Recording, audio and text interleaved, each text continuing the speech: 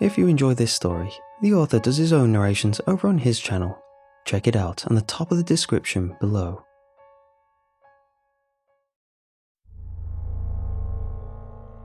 The Hidden Islands of Cornwall. Preliminary research, interview and video footage analysis. Philip Sasbo was, for want of a better phrase, a real piece of work. In interviewing Bryce Thomas, those are his exact words regarding his childhood friend. From what Bryce told me about him, he was right. Yeah, we didn't grow up in the nicest of places. We had it rough, more than most though. Couldn't help but like him though. We had history.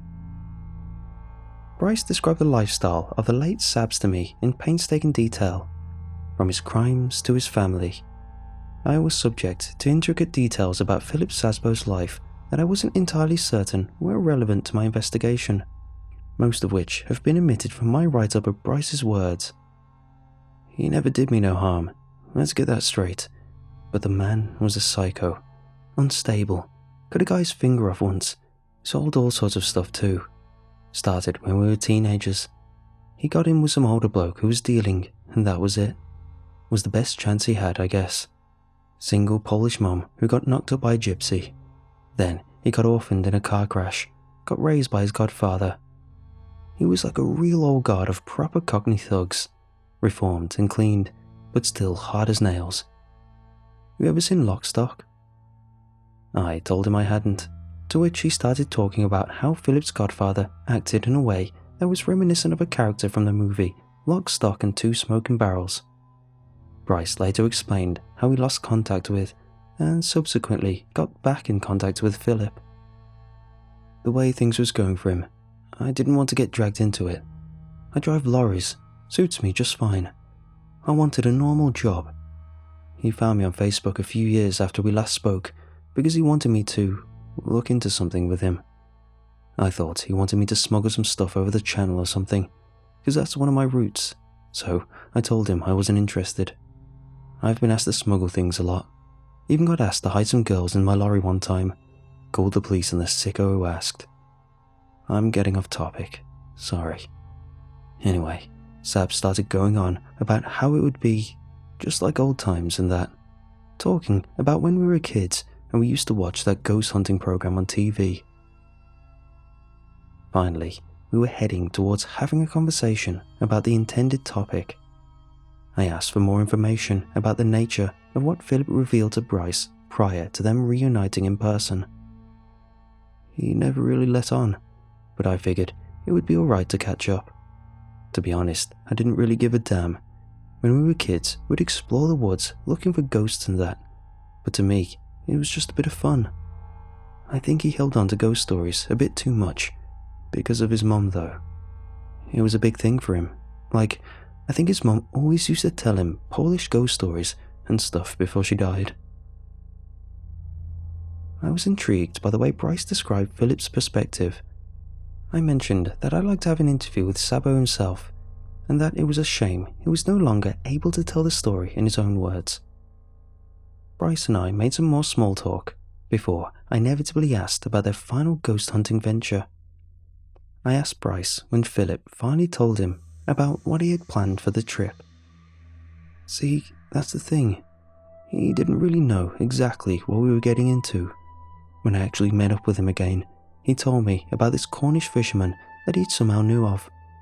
He was going on and on about him. No idea how they met, but according to Sabs, this chap was saying that there were ghost islands off the coast, little islands that aren't on any maps. I thought it was a load of bull, because if Sabs knew him, he was probably a crackhead who was completely shot anyway. But Sabs was proper serious about me and him going to see these islands, saying that there were real ghosts there. There were several questions I wanted to ask Bryce at this point, namely about what exactly ghost islands meant, and the reason that said coastal islands would be uncharted. I made a note of these questions, but chose to pursue a line of questioning that would have Bryce retell events in chronological order. I asked Bryce to tell me about what he and Philip did when they arrived in Cornwall. Sabs was desperate to talk to the fisherman. a local lad called Arthur, quite a bit older than the both of us. He didn't want us to film him, but I snuck a couple shots of him and his boat. I was pleased that Bryce had mentioned the video footage before I had to bring it up. Asking for media that may or may not capture the death of a friend or loved one is always somewhat awkward. Others in this line of work find it easy, though admittedly they had been doing it for longer. I pressed Bryce for the video footage. Yeah, it's on my old phone. I got a new one last year. Bryce handed me an iPhone from his pocket, covering which was a thick, presumably waterproof case. He was obviously prepared to give it to me prior to the interview. It didn't have a password on it, something that Bryce may have done in anticipation for this moment. Never got around to selling it, so you can borrow it to get the footage. I have it on my laptop too. It's all in bits though. Oh, and for the record, yeah, I only kept it in case the police asked about what happened. Not sure if they'd believe me, but, I don't know.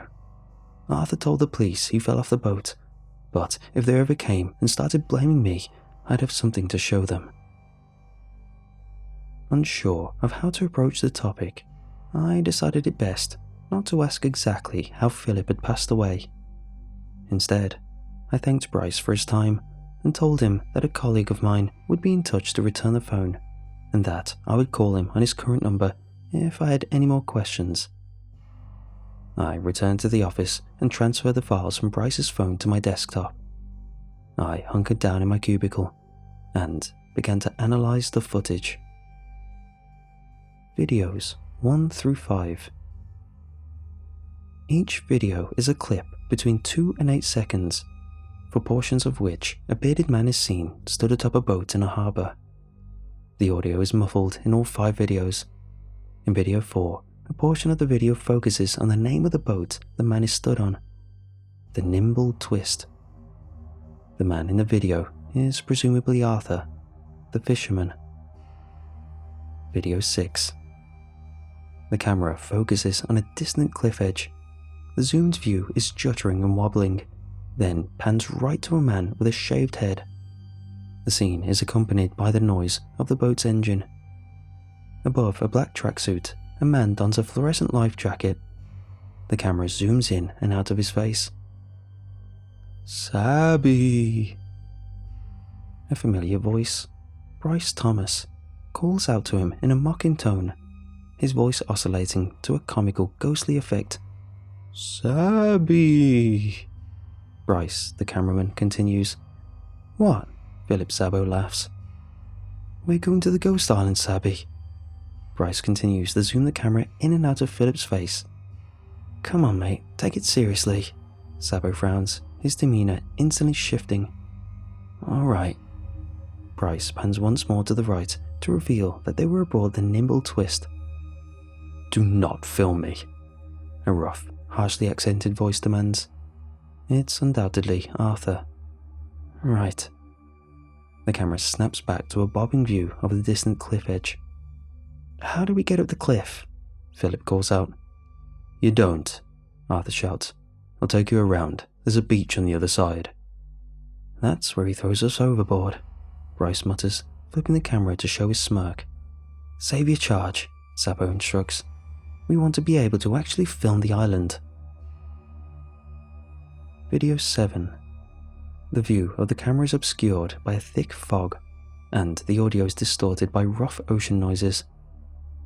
Just audible above the ocean spray is a shouting Bryce. Where the hell are we going? Bryce shouts. We're almost there. He said this happens. Philip calls back. He's trying to kill us or something. Bryce drops his phone onto the boat, quickly retrieving it. We're in a damn dinghy. My boat is not a dinghy, Arthur yells. We're almost there. How much further? Philip asks. And contrary to Bryce's characterization of the man, there appears to be a hint of worry in his voice. Just through the fog, Arthur reassures him. Video 8. The boat is steady, only gently rocking, as Bryce films a gentle beach through a fading fog. The noise of the engine no longer provides an undertone to the footage, but instead, the sounds of seagulls and smooth waves overlay a sense of serenity. Arthur abruptly interrupts the scene of tranquility with a harsh comment. "It's your death if you carry on, boys," he mutters. "You're not going to take us any further?" Bryce grumbles. "Course not," Arthur laughs. "I'm not going past the fog barrier." "The fog's gone," Bryce notes. Indeed, the obfuscating fog has all but disappeared. Only little remnants of mist remain. "Let's get you two going," Arthur says. Video 9. Philip and Bryce stand on a sandy shore, while Bryce films 2 blow-up rings with paddles strewn across the sand. Philip complains under his breath. "Why couldn't he drop us at the beach?" he spits. "Something about the fog barrier?" Bryce responds with some uncertainty. "No idea what that means," Philip shrugs. "Sounds like a crackhead thing to say." Bryce chuckles before turning around to face the ocean. "Wait, where the hell did Arthur go?" "What?" Philip jumps into the view of the camera, spinning to face the empty ocean. He turns to face Bryce. "That little..." Philip tears off his life jacket, throwing it into the ground beside him. "You think he's coming back?" "Yeah, he's got to." Bryce pulls a bright object into the view of the camera. "Why would he give me the flare gun otherwise?" "Right, he said he'd get us from the cliffside," Philip says. "But he can't have gone out of view that fast. Like, we'd see him going around still." "How was he meant to get us from the cliffside?" Bryce puzzles, making a scratching sound off screen. "Bryce!" Philip jolts towards him, reaching an arm out. "Don't hit your head with the damn flare gun." Bryce drops his phone a second time, retrieves it again, and the video ends. Video 10. Go! Bryce shakes the camera up and down in a nodding motion. The shot consists of a row of red brick houses on a cobbled street. Stone brick walls mark out the boundaries between each terraced home. Gentle creeping vines of ivy subtly make their way along each wall in a twisting pattern, one that stretches the length of the frame. The houses all share another similarity. Their windows are obfuscated, covered with newspaper. Off the coast of Cornwall, Philip steps into view of the camera. We are on what the locals call a ghost island. "Pretty sure it's just you and Arthur," Bryce interrupts. "For goodness sake," Philip grumbles through clenched teeth. "Whatever, just come and film the flower." Bryce approaches the centermost garden of the terraced houses and leans over the stone brick wall to reveal a large, pale, pink flower. It has 3 petals, one of which is notably longer than the others. "There it is," Bryce says. "This weird flower in some bloke's garden." "It's not some bloke's garden." Philip pokes the flower. "Who'd even live here? And there have been no people at all since we got here." "So why are there houses?" Bryce asks. Before Philip is able to respond, the pair focus their attention back to the flower, which begins to move and wriggle as a result of being prodded by Philip. The stem droops and the flower head slowly sinks downward towards the gravel of the garden path. Bryce begins to speak, but Philip shushes him.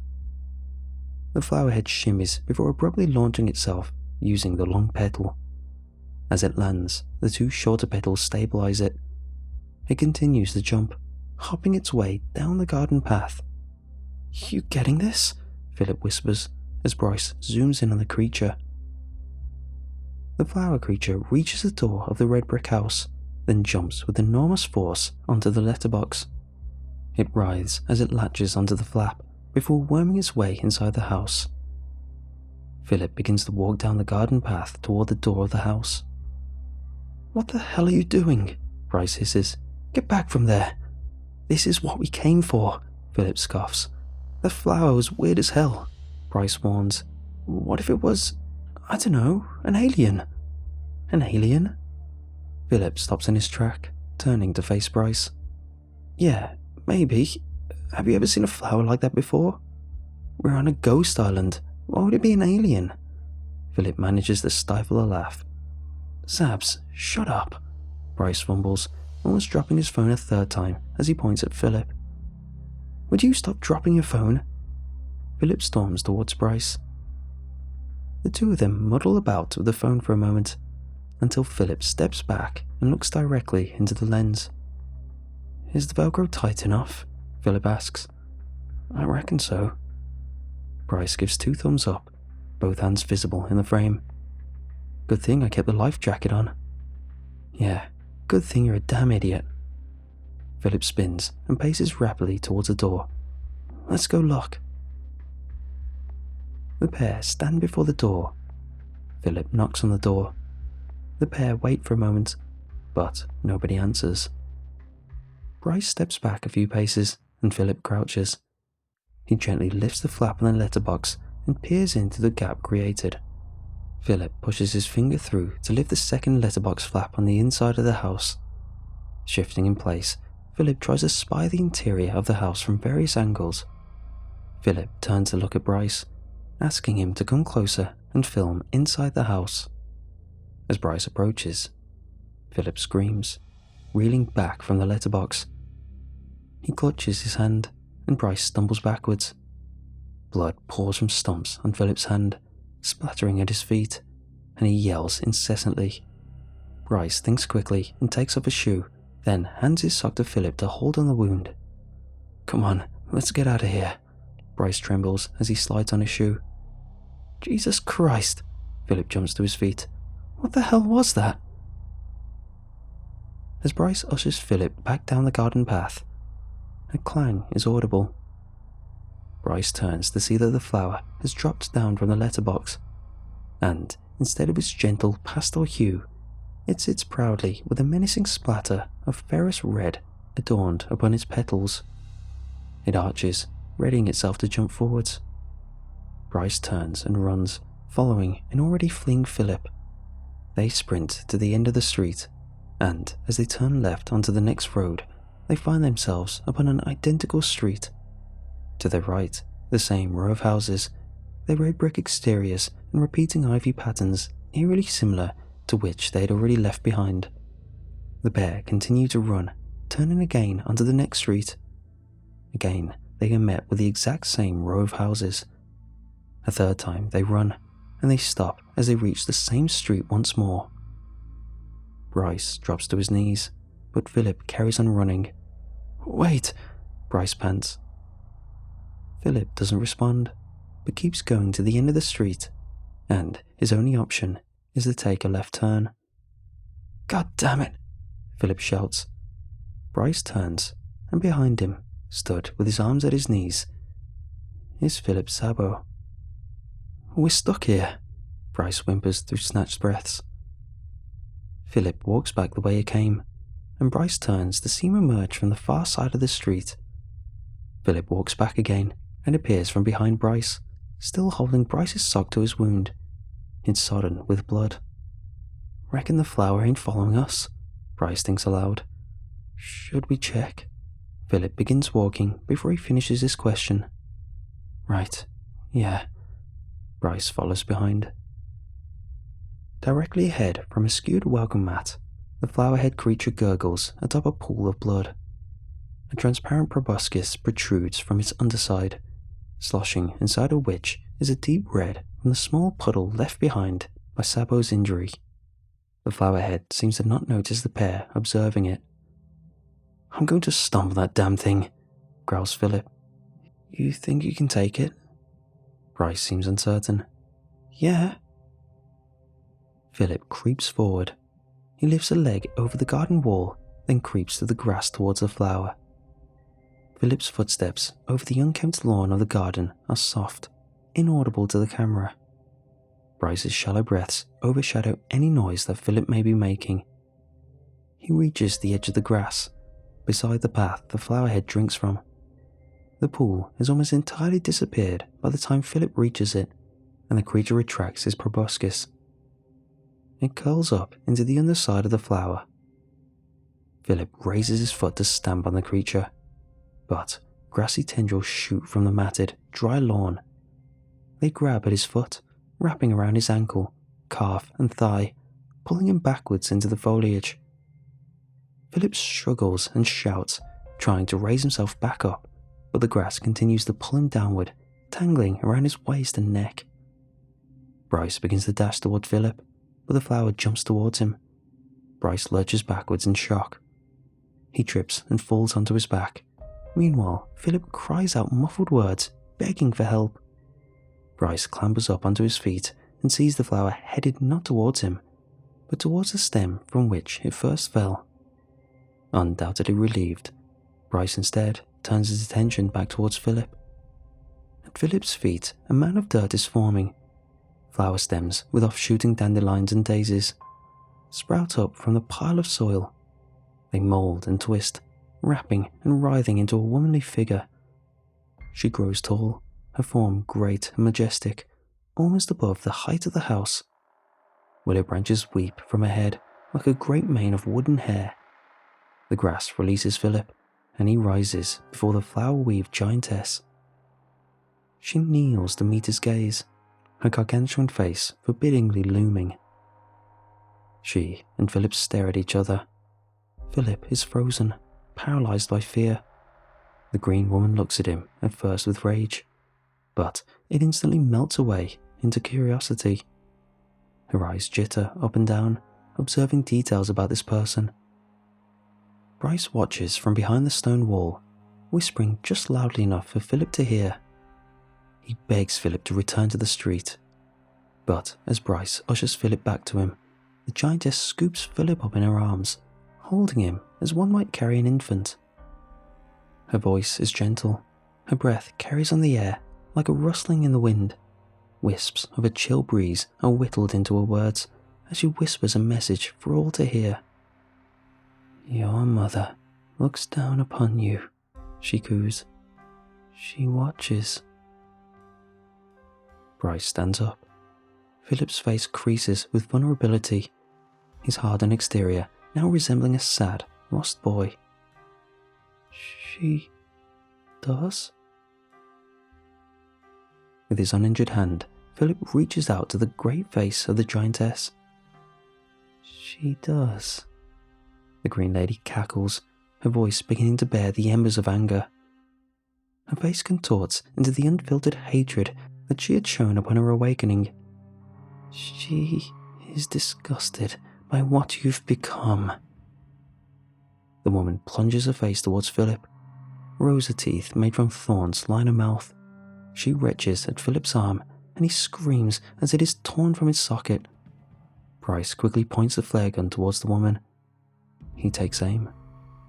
Philip is writhing in agony as Bryce tries to take aim at the woman so as to not hit his friend. The thorn-ridden mouth plunges towards Philip to take a second bite, and Bryce squeezes his finger on the trigger. A trail of smoke hurtles with a crash from Bryce's shot. The hissing flare penetrates its target, and a fire blazes within the green woman. Shadowed by the creeping vines that compose the body, still visible is the flare that burns within her chest. It begins to envelop her body, until she becomes a burning effigy of the unkempt garden. She throws her victim onto the ground with a crunch, turning to Bryce. "Oh no, oh no, oh no, oh no, oh no." Over and over, Bryce repeats the phrase to himself. He prepares to run. He braces for impact, but instead is met with upturned lips and clasped hands from the burning woman.